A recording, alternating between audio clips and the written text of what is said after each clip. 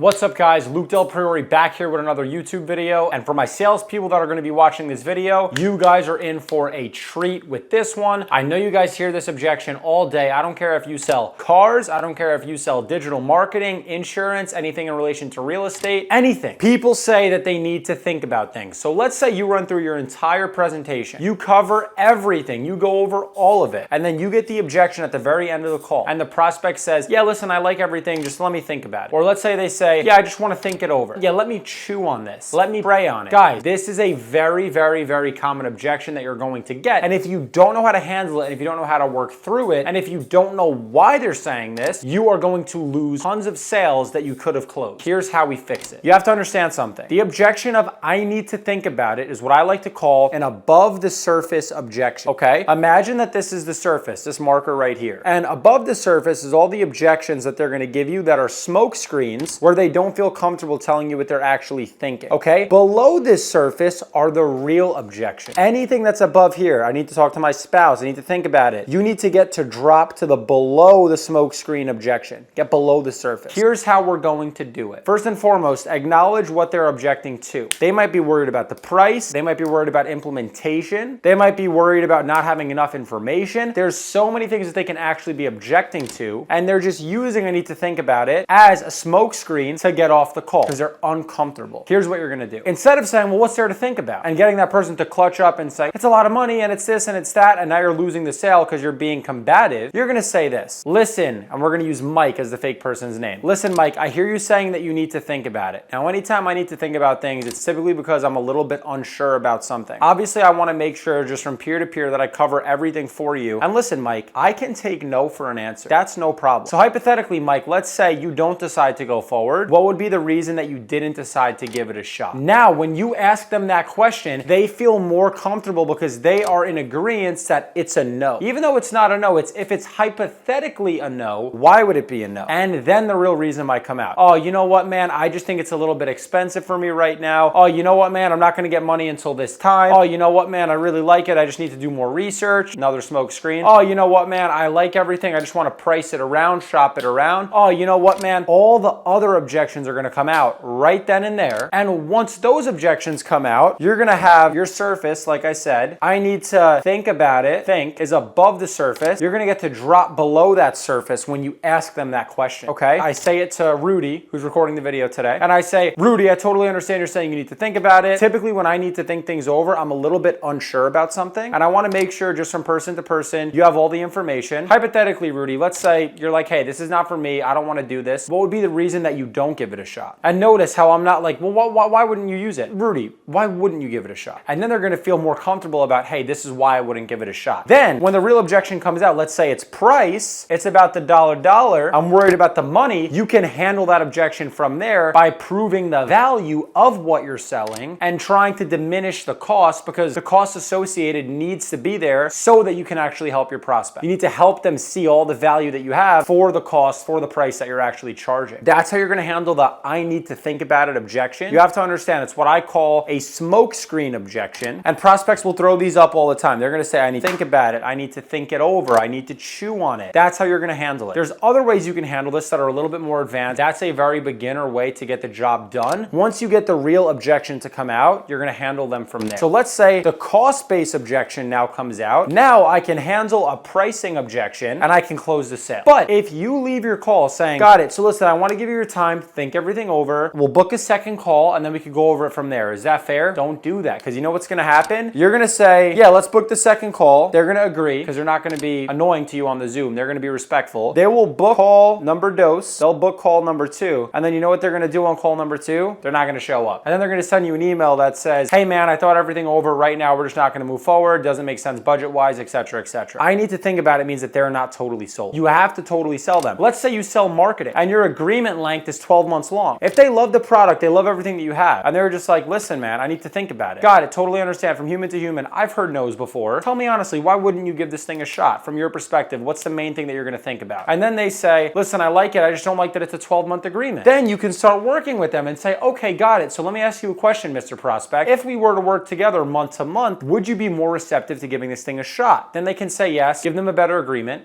and close the sale. That's how you do it. That's how you get through the I need to think about it objection. Try it out. Let me know how it goes. I hope to see you guys converting more sales on your next sales call.